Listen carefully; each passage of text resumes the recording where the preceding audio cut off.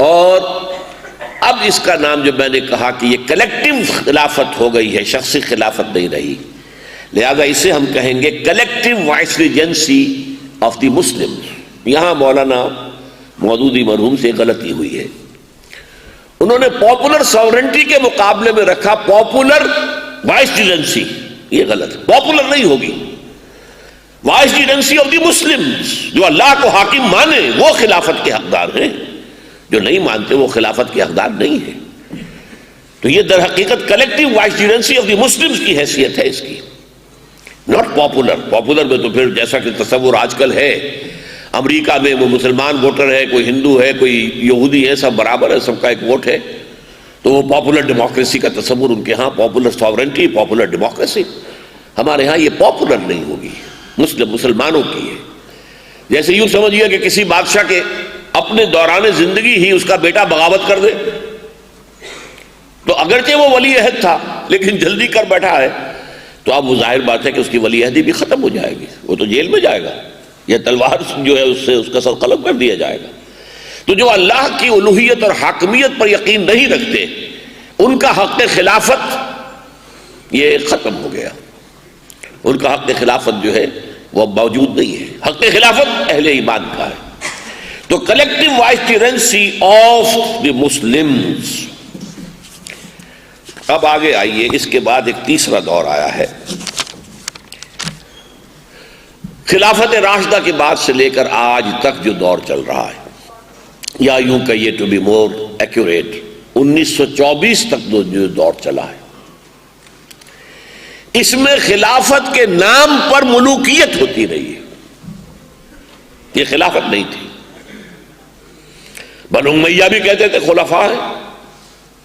بنو عباس خلفاء، آپ پڑھتے ہیں کتابوں کے اندر، پھر ترکانی عثمانی، آٹومان کیلیفیٹ، درمیان میں تھوڑا سا عرصہ آیا ہے فاطمی خلافت، مصر میں قائم ہوئی۔ یہ سب خلافتیں یہ مسنومرز ہیں، خلافت نہیں، یہ ملوکیت ہے۔ یہ اگرچہ اس کا یہ مطلب نہیں کہ اسلام بالکل ختم ہو گیا، نہیں۔ دیکھیے اسلام کو 6 منزلوں سے تعبیر کیا ہے شاہ اسماعیل شہید رحمۃ اللہ علیہ، پہلی، دوسری، تیسری، چوتھی، پانچویں، چھٹی۔ تو خلافت راشدہ کے بعد 6ٹھی منزل گر گئی، یعنی مسلمانوں کا خلیفہ مسلمانوں کے مشورے سے آئے گا، یہ منزل گر گئی۔ باقی اللہ کا حکم چل رہا تھا، عدالتیں تھیں، مفتی تھے، ایکسپرٹ اوپینین دینے والے مفتی حضرات موجود تھے، قاضی تھے، عدالتوں کے اندر قرآن اور حدیث کے مطابق ہی فیصلے ہوتے تھے۔ تو یوں نہ سمجھیے کہ سب گر گیا، یہ تو ہمارے ہاں جو ہے وہ اہل تشیع کا ایک تصور ہے،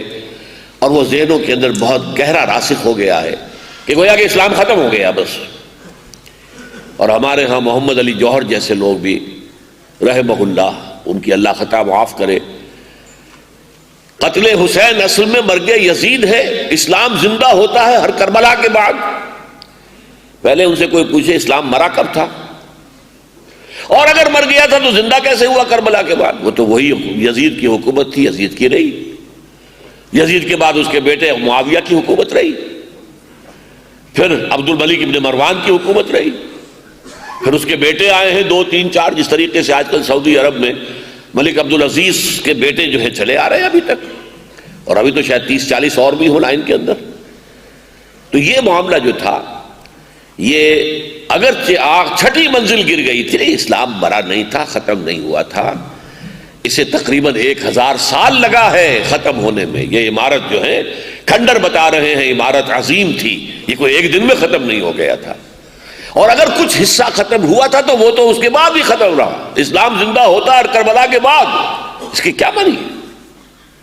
بہرحال یہ جو دور ہے یہ خلافت کے اعتبار سے ایک مسنومر دور ہے، یہ خلافت نہیں تھی، اس میں بنو امیہ، بنو عباس، فاطمیین آف مصر اور عثمانی ترک، ان سب کا دور جس کا آخری خاتمہ 1924 میں ہوا ہے۔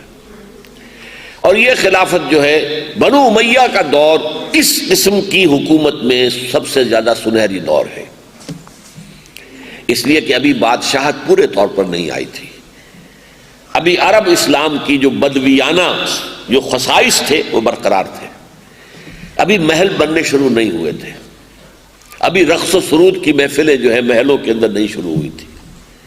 اور پھر ان میں بڑی بڑی شخصیتیں پیدا، عمر بن عبدالعزیز جیسا مجدد کامل آخر انہی میں سے اٹھے، عبد الملک بن مروان جس نے یہ قبۃ الصخرہ بنوایا تھا، یہ جو آج ہے ڈوم آف دی راک، جس چٹان سے حضور کا سفر معراج کا آسمانی حصہ شروع ہوا ہے، اسینٹ، اس چٹان کے اوپر یہ جو قبہ بنایا ہے، گنبد قبۃ الصخرہ، چٹان کا ڈوم آف دی راک، یہ عبد الملک بن مروان کا بنایا ہوا، اور کہتے ہیں کہ یہ شخص اگر سیاست میں نہ ہوتا، حکومت میں نہ آتا، تو یہ محدثین اور فقہاء میں اس کا شمار ہوتا، عالم تھا۔ بنو عباس کے دور میں آ کر خلافت جو ہے، اول تو یہ کہ بنی امیہ کے دور میں کم سے کم عالم اسلام وحدت رہا، پورے عالم اسلام پر ان کی حکومت رہی، اور اس میں بھی بہترین دور حضرت معاویہ کا تھا، پورے عالم اسلام میں ایک ہی حکومت، اور 20 برس تک کوئی لڑائی نہیں، کوئی جنگ نہیں، کوئی خانہ جنگی نہیں، کوئی خونریزی نہیں، کچھ نہیں، عام امن کامل حضرت امیر معاویہ، اس لیے کہ بہرحال وہ صحابہ میں سے تھے، راشد تو تھے، خلیفہ ہم انہیں نہیں مانتے، اس لیے کہ وہ اپنی قوت کے بل پر آئے تھے۔ اس خلافت جس کا نام نہاد خلافت جس کو کہنا چاہیے، اس میں اصول کیا تھا؟ جس کی لاٹھی اس کی بھینس۔ حضرت امیر معاویہ کے پاس بنو امیہ کا قبیلہ اور اس کی عصبیت، یہ عصبیت کی اصطلاح جو بعد میں ابن خلدون نے استعمال کی، عصبیت، کسی قوم کو جوڑنے والی شے کوئی عصبیت ہوتی ہے، وہ عصبیت خاندانی ہو، وہ عصبیت لسانی ہو، اور وہ عصبیت کوئی نظریے کی ہو، تو ہمارے لیے عصبیت جو ہے وہ اصل میں تو دین کی ہے، لیکن وہ معاملہ ختم ہو گیا، خلافت راشدہ ختم، عصبیت دین اب منتشر ہو گئی۔ اب جس کے پاس طاقت ہے عصبی، اب وہ عصبیت کون سی ہے؟ وہ ہے قبائلی عصبیت، بنو امیہ، 90 برس ان کی حکومت رہی، بنو عباس کھڑے ہو گئے، بنو عباس کی عصبیت، جس کی لاٹھی اس کی بھینس، انہوں نے مار دھاڑ کی اور بنو امیہ کو ختم کیا، ان کی حکومت ہو گئی۔ اور اصل میں ملوکیت جو شروع ہوئی ہے وہ پورے شان و شوکت کے ساتھ، اصولی اعتبار سے بنو امیہ کا دور بھی ملوکیت ہے، حضرت معاویہ کا دور بھی ملوکیت ہے، لیکن یہ کہ ملوکیت اپنے تمام جو بھی اس کے مینیفیسٹیشنز ہوتے ہیں اس کے ساتھ جو وجود میں آئی ہے وہ در حقیقت دور بنو عباس ہے، اور پھر یہی صورتحال جو ہے ترکان عثمانی کی رہی ہے، وہ بھی ایک عثمان آل عثمان، عثمان ایک ترک سردار تھا، اور اس کے اولاد اس کا قبیلہ تھا کہ جس نے یہ حکومت قائم کی، اور پھر خلافت بھی منتقل ہو گئی۔ تو ان کو ہم جو ہے خلافت نہیں کہیں گے، اس لیے آپ نوٹ کر لیجئے، ایک لطیفہ یا کثیفہ جو چاہیں کہیں، جب خلافت کے خاتمے کی سازش چل رہی تھی تو میں آپ کو شروع میں بتا چکا ہوں، زبردست تحریک چلی ہے ہندوستان میں، اور کہیں نہیں چلی، حالانکہ خلافت اگر معاملہ تھا تو پورے دنیا کے مسلمانوں کا تھا، لیکن کہیں اور کسی کے کان پہ جوں تک نہیں رینگی، خلافت کی تحریک چلے گی ہندوستان میں، اور وہ تھی اصل میں خلافت کے تحفظ کے لیے، کہ یہودی اور انگریز برطانوی حکومت مل کر اس کے خاتمے پر تلے ہوئے، اس کے خلاف جو ہے وہ تحریک اٹھی، تحریک خلافت۔ لیکن جب خود اتا ترک نے خلافت کی تنسیخ کا جب وہ اعلان کرنے والا تھا تو علماء کرام اس کے پاس گئے، دیکھیے اس خلافت کو ختم نہ کیجیے، ہم آپ کو خلیفہ مان لیتے۔ اس نے ایک سوال کیا، اگر آپ مجھے خلیفۃ المسلمین مانتے ہیں مسلمانوں کے، تو یہ جو بادشاہ ہیں مسلمانوں کی، یہ میرا حکم مانیں گے؟ کہ نہیں حکم تو نہیں مانیں گے، تو پھر لے جاؤ اپنی خلافت، مجھے اس خلافت سے کوئی دلچسپی نہیں۔ چنانچہ واقعہ یہ تھا، بنو عباس کے ساتھ ہی عالم اسلام دو حصوں میں منقسم ہو گیا، اسپین کے اندر علیحدہ بنو امیہ کی حکومت چلتی رہی، باقی یہ اب بنو عباس تھے،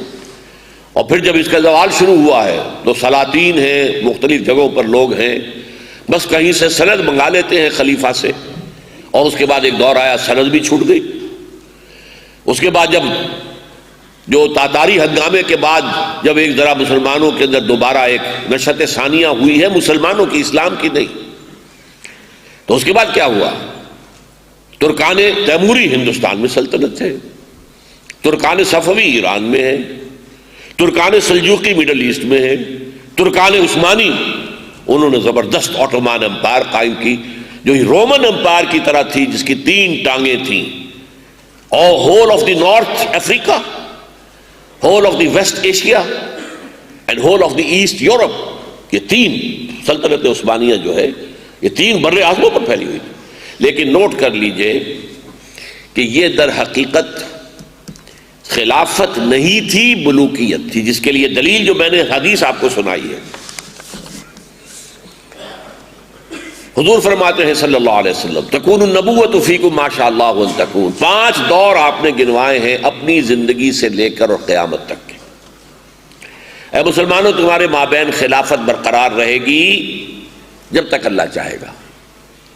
پھر جب اللہ چاہے گا اسے اٹھا لے گا، یعنی میرا انتقال ہو جائے گا۔ خلافت نہیں، نبوت، تکون النبوۃ فیکم،